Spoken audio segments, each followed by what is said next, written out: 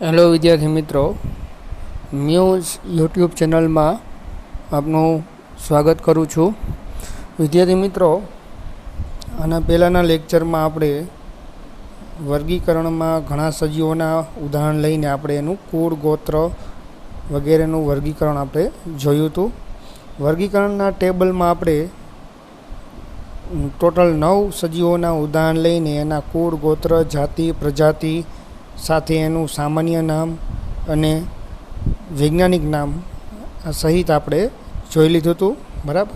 હવે નેક્સ્ટ આપણે વર્ગીકરણ, અહીંયાની પદ્ધતિ જે આપણી હતી એ પૂરી થઈ ગઈ છે. હવે વર્ગીકરણ કરવા માટે જરૂરી એવા સાધનો, એના વિશે આપણે વાત કરવાની. કોઈ પણ સજીવનું વર્ગીકરણ કરતા હોય તો મુખ્ય સાધનની કઈ જરૂર પડે વર્ગીકરણ કરવા માટે? તો કે સજીવ વાસ્તવિક રીતે હાજર હોવો જોઈએ. બરાબર. અને વાસ્તવિક રીતે હાજર હોય તો જ સજીવોના લક્ષણનો અભ્યાસ કરીને આપણે એનું વર્ગીકરણ કરી શકીએ.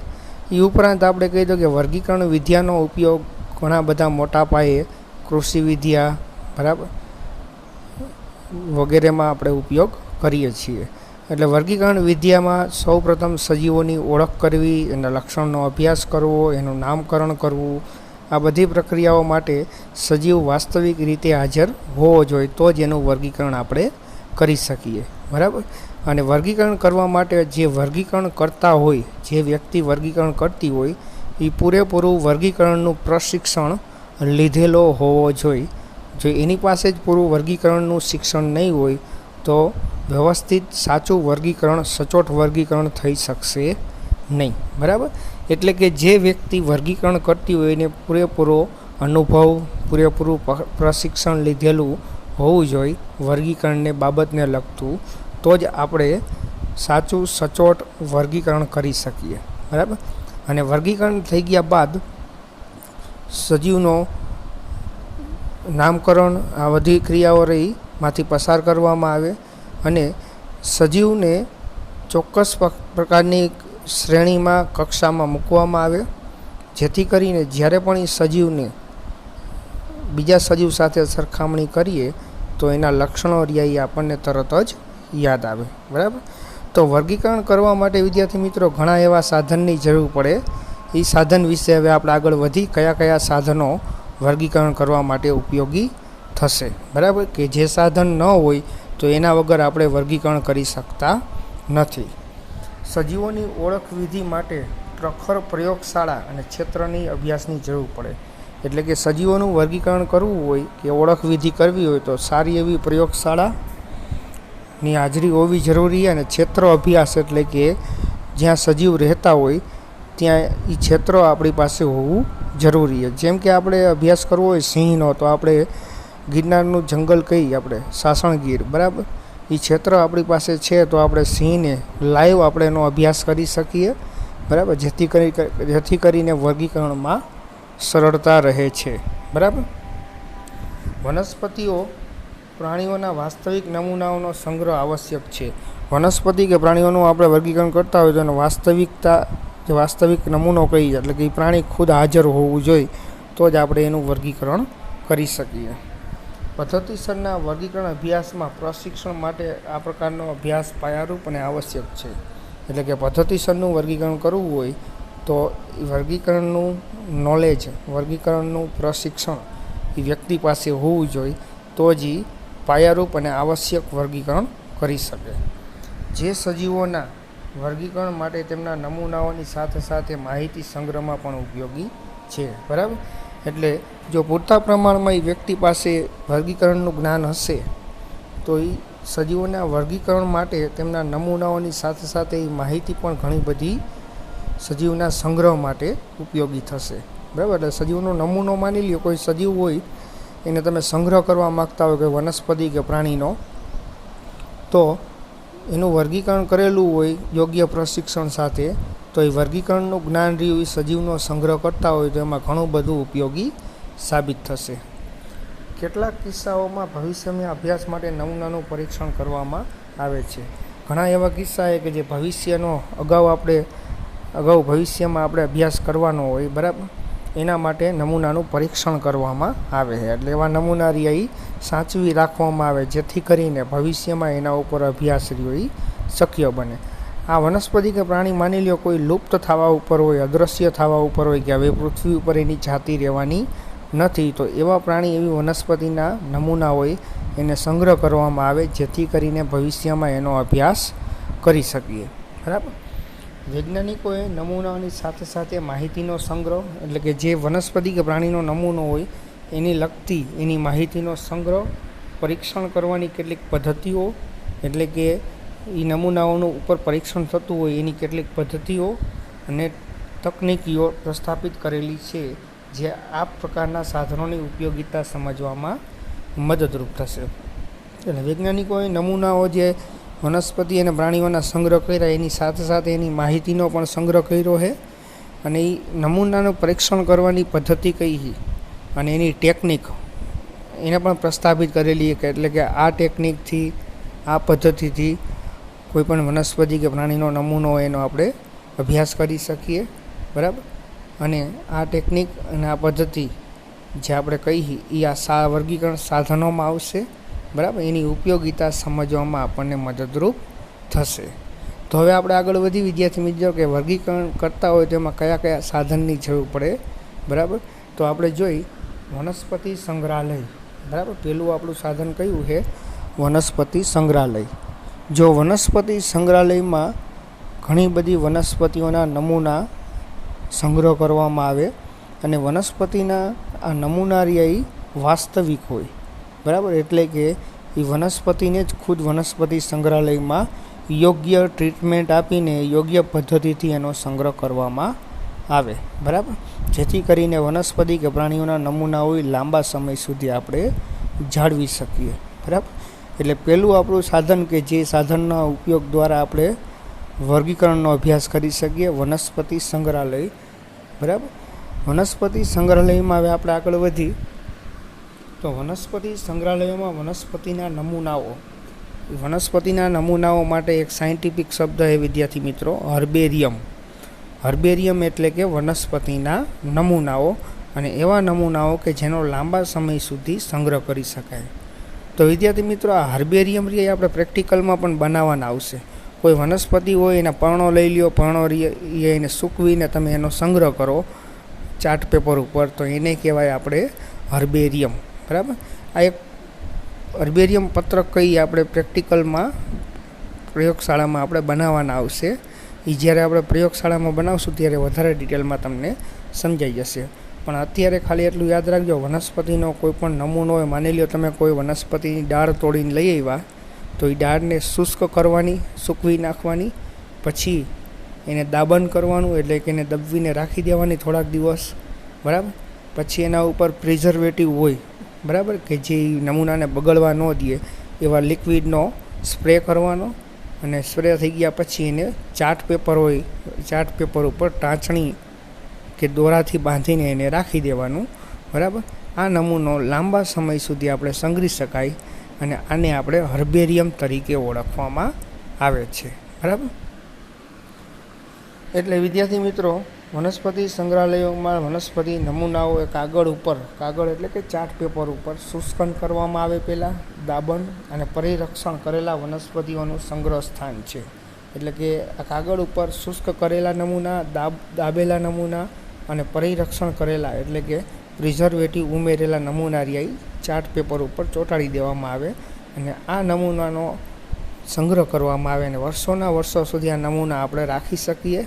બરાબર. જેથી કરીને આ નમૂનાનો ભવિષ્યમાં ક્યાંક ને ક્યાંક આપણે એનો વર્ગીકરણમાં ઉપયોગ કરી શકીએ. બરાબર.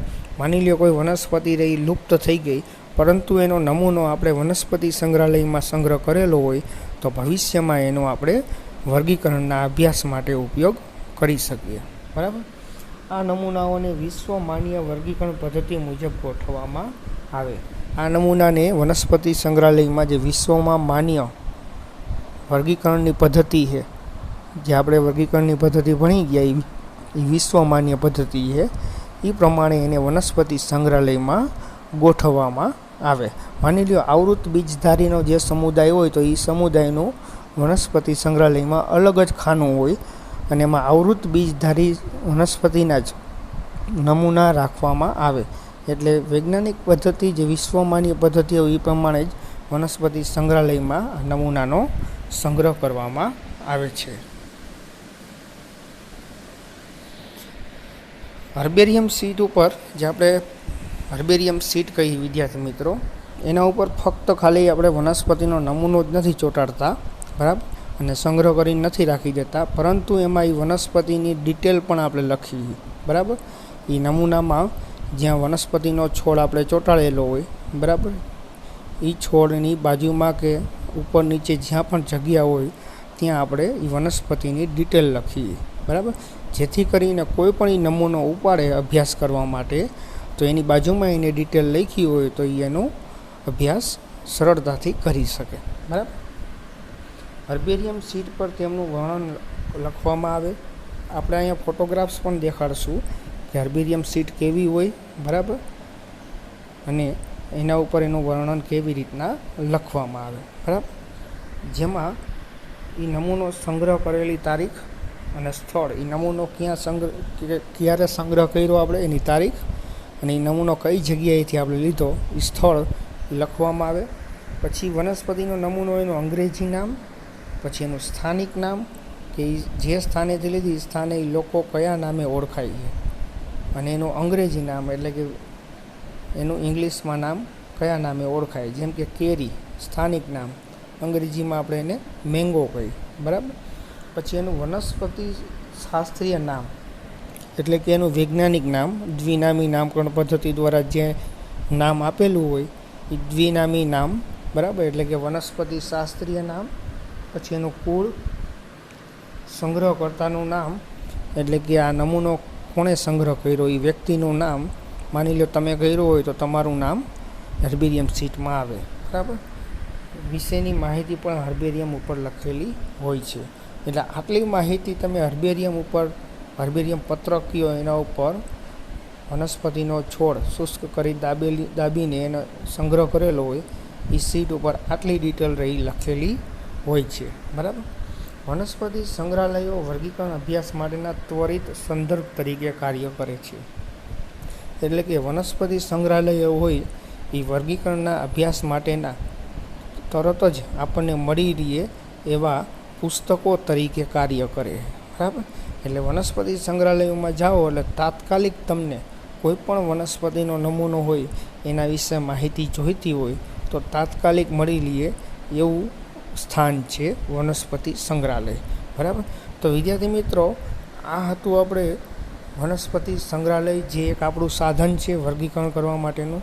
વનસ્પતિ સંગ્રહાલયો વિશ્વ લેવલે ઘણા બધા છે, ભારત લેવલે પણ છે. આપણે આ સંગ્રહાલયમાં જાઓ એટલે તમને અહીંયા હજારોની સંખ્યામાં વનસ્પતિનો સંગ્રહ કરેલા નમૂનાઓ એ જોવા મળશે.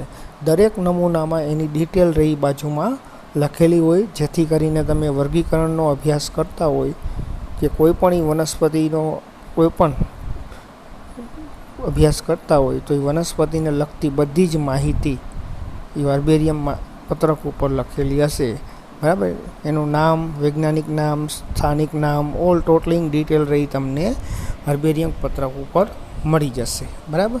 અને એ નમૂનાની વાસ્તવિક નમૂનો એટલે કે એ ભેગો કરેલો હોય, નમૂનો શુષ્ક કરીને દાબેલો હોય એ જ નમૂનો તમને હર્બેરિયમ ઉપર મળે, જેથી કરીને તમે વાસ્તવિક નમૂનાના લક્ષણો આંખે જોઈ શકો, બરાબર. એટલે આ હતું વિદ્યાર્થી મિત્રો વનસ્પતિ સંગ્રહાલય, કે જેમાં વનસ્પતિના નમૂના રહ્યા હર્બેરિયમ સ્વરૂપે એનો સંગ્રહ કરવામાં આવે છે. અહીંયા આપણે વનસ્પતિ સંગ્રહાલય વિશે જેટલી માહિતી લેવાની હતી એ આપણે લઈ લીધી વિદ્યાર્થી મિત્રો. એક્ઝામ માટે આ હર્બેરિયમ પદ્ધતિ રહી ખાસ આઈએમપી છે. તો હર્બેરિયમ કોને કહેવાય, હર્બેરિયમ ઉપર વનસ્પતિનો નમૂનો કઈ રીતના લગાડવામાં આવે, તો કે શુષ્ક કરીને, દાબન કરીને, પ્રિઝર્વેટિવ ઉમેરીને, છંટકાવ કરીને ત્યારબાદ વનસ્પતિનો નમૂનો હર્બેરિયમ પત્રક ઉપર લગાવવામાં આવે. અને એની બાજુમાં કઈ કઈ ડિટેલ લખવામાં આવે એ યાદ રાખજો, બરાબર. અને આ ડિટેલ લખેલા કાગળને જે નમૂનો ધરાવતો હોય એને હર્બેરિયમ પત્રક તરીકે ઓળખવામાં આવે છે. અહીંયા આપણે આ જે વનસ્પતિ સંગ્રહાલયનો ટોપિક ભણવાનો હતો એ આપણે પૂરો થઈ ગયો. હવે નેક્સ્ટ લેક્ચરમાં આપણે વનસ્પતિ ઉદ્યાન કે જેમાં આપણે વનસ્પતિને ઉગાડીને એનો સંગ્રહ કરવામાં આવે. આ વનસ્પતિ સંગ્રહાલયમાં આપણે વાત કરતા હોય તો કે જીવંત વનસ્પતિનો સંગ્રહ થતો નથી. વનસ્પતિ સંગ્રહાલયમાં જીવંત વનસ્પતિનો સંગ્રહ નથી થતો. એ એની એક લિમિટેશન છે, બરાબર. પણ તમારે જીવંત વનસ્પતિ જે આપણે કહીએ ઉગેલી હોય વનસ્પતિનો સંગ્રહ જોવો હોય તો તમને વનસ્પતિ ઉદ્યાનમાં જોવા મળશે, જે હવે આપણે નેક્સ્ટ લેક્ચરમાં જોશું, બરાબર.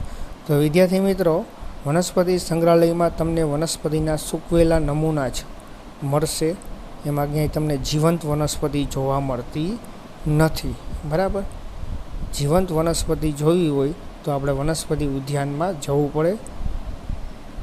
અત્યારે આપણે વનસ્પતિ સંગ્રહાલયમાં શુષ્ક કરેલા નમૂના, બરાબર, જે ભવિષ્યના અભ્યાસ માટે જરૂરી હોય અને તાત્કાલિક તમને મળી રહે નમૂનો, એ માટે વનસ્પતિ સંગ્રહાલયમાં નમૂનાનો સંગ્રહ કરવામાં આવે. વનસ્પતિ ઉદ્યાનમાં આપણને કોઈ પણ નમૂનો તાત્કાલિક નથી મળતો. એ વનસ્પતિ લઈ આવીને અલગ અલગ સ્થળેથી તમારી વનસ્પતિ ઉદ્યાનમાં ઉગાડવી પડે અને એ ઉગે, એનો વિકાસ થાય, ત્યારબાદ તમે એ નમૂનો જોઈ શકો, જીવંત નમૂનો, ત્યારબાદ અભ્યાસ કરી શકો.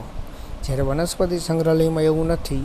તમને તાત્કાલિક કોઈ નમૂનો જોઈતો હોય તો વનસ્પતિ સંગ્રહાલયમાં શુષ્ક કરેલા નમૂનો તમને મળી રહે, બરાબર. તો વિદ્યાર્થી મિત્રો, આ વનસ્પતિ સંગ્રહાલય વિશે આટલું જ હતું, બરાબર. આપણે વનસ્પતિ ઉદ્યાન નેક્સ્ટ લેક્ચરમાં જોઈ લેશું. અત્યારે આપણા આજના લેક્ચરમાં આ વનસ્પતિ સંગ્રહાલયમાં કાંઈ પણ ડાઉટ હોય, કાંઈ પણ ક્વેરી હોય તો આપણે યુટ્યુબ ચેનલમાં કોમેન્ટ બોક્સમાં કોમેન્ટ કરીને મને પૂછી શકો. હું ચોક્કસપણે જવાબ આપીશ.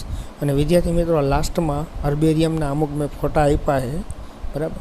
એ જોઈ લેજો કે હર્બેરિયમ કેવું હોય, એમાં નમૂનો કેવી રીતના ચોંટાડવામાં આવે, બરાબર. અને એની ડિટેલ બાજુમાં કઈ કઈ લખવામાં આવે એ છેલ્લે આપણે લાસ્ટમાં એના ફોટોગ્રાફ્સ મૂક્યા છે, એ જોઈ લેજો. થેન્ક યુ વિદ્યાર્થી મિત્રો.